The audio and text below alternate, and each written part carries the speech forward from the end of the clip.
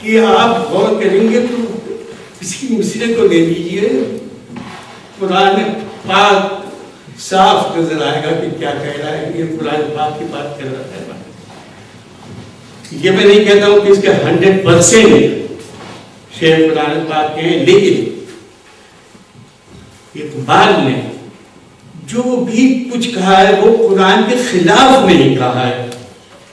یہ صفت ہے انسان کی بلندی کی، ایسا انسان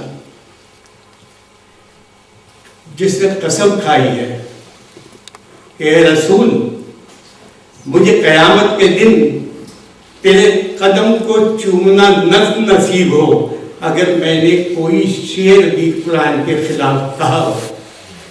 تو آپ سمجھ سکتے ہیں کہ اقبال کے کلام میں، ان کی شاعری میں کس قدر انہوں نے قرآن کو سمویا ہے کہ آج آپ کو پتہ چلے گا، جس وقت مستنصر میر صاحب میرے بزرگ یہاں پر تشریف رکھتے ہیں دوسرے سیشن میں، ان کی باتوں سے آپ کو معلوم ہوگا کہ اقبال کیا ہے اور قرآن کو اس نے کس طرح سمجھا ہے اور قرآن کو کس طرح سمویا ہے اس نے اپنے کلام میں۔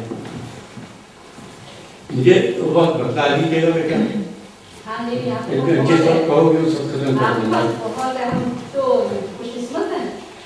اقبال ہمارے اندر خودی کے ذریعے، محبت کے ذریعے، علم کے ذریعے کس طرح اپنا مقام ہم کو بتلاتے ہیں کہ ہمارا مقام کیا ہے، انسان کا تعلق بنی نوع انسان کے ساتھ ہمارا رشتہ کیا ہے، کس طریقے سے ہمیں بیہیو کرنا چاہیے، یہ تمام چیزیں جو کہ قرآن پاک میں ہمیں تعلیم دی ہے، سراسر اقبال کی تعلیم میں ہمیں یہ ملتا ہے۔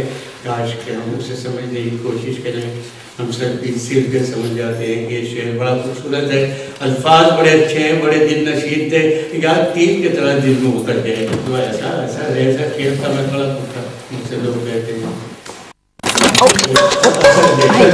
اس کے ایسا ہی اس کے اپنے استاد نے کہا، جب ہم سنتے ہیں تو فوراً ہمارے دل میں پیوست ہو جاتا ہے قبل اس کے کہ وہ ہمارا ذہن اس پر کام کرے کہ کیا کہہ رہا ہے، پاگل کر دیتا ہے ایک وقت میں۔ اتنے عمدہ طریقے سے انہوں نے بیان کیا، اثر کیوں نہ ہو، وہ تو اثر تو انہوں نے حاصل کیا ہے۔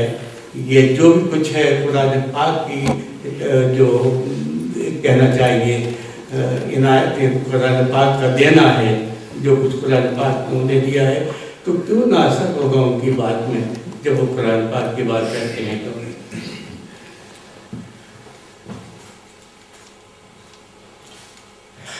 اقبال خاص طور سے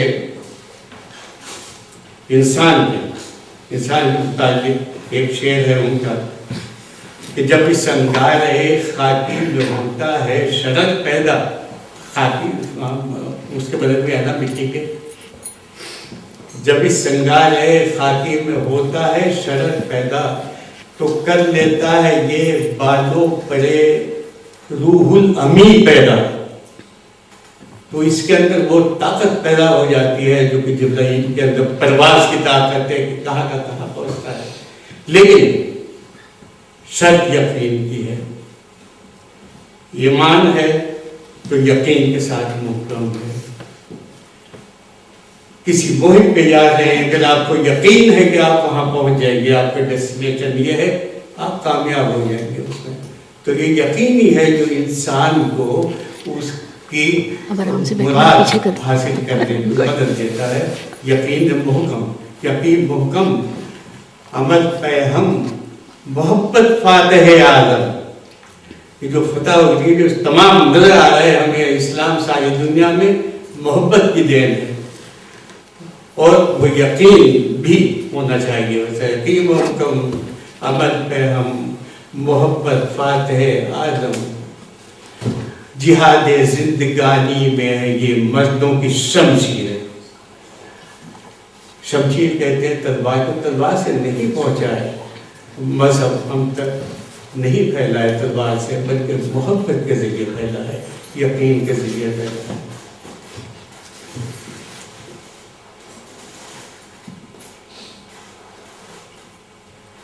ایک اور میں نے شعر لکھا ہوا ضرور سناؤں گا۔ انسان کی ہر قوت سرگرم تقاضا ہے۔ تقاضے کو کیسے سمجھاؤں میں؟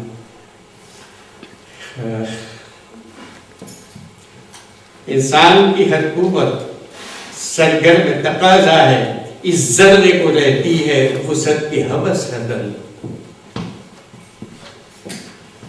ہم کہیں ایک جگہ نہیں رکتے، ہر وقت ہم چاہتے ہیں، ہمارا ذہن تقاضا کرتا ہے، چاہتا ہے آگے بڑھے آگے بڑھے آگے بڑھے۔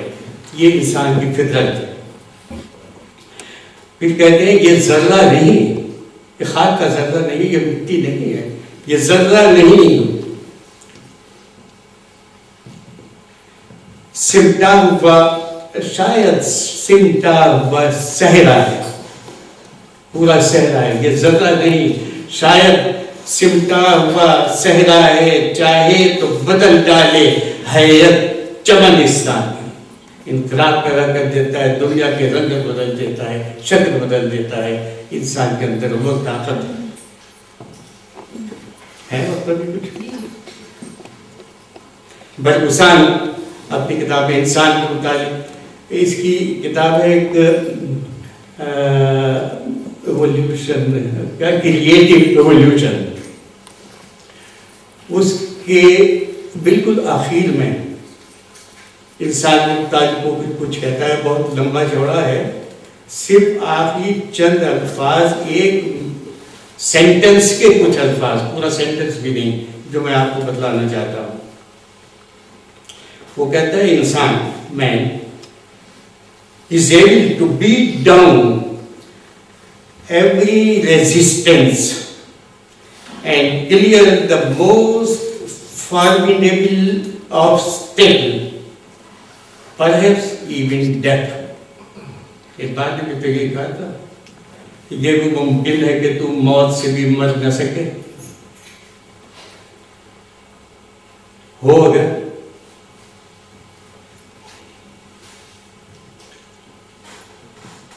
پہلا مصرع اس کا ہے، خود کرو، خود گیر خودی، ہو اگر، خود نگرو، خود کرو، خود گیر خودی۔ یہ آخر میں اینڈ آ گیا خودی کا۔ ہو اگر، خود نگرو، پہچانے اپنے آپ کو، خود کرو،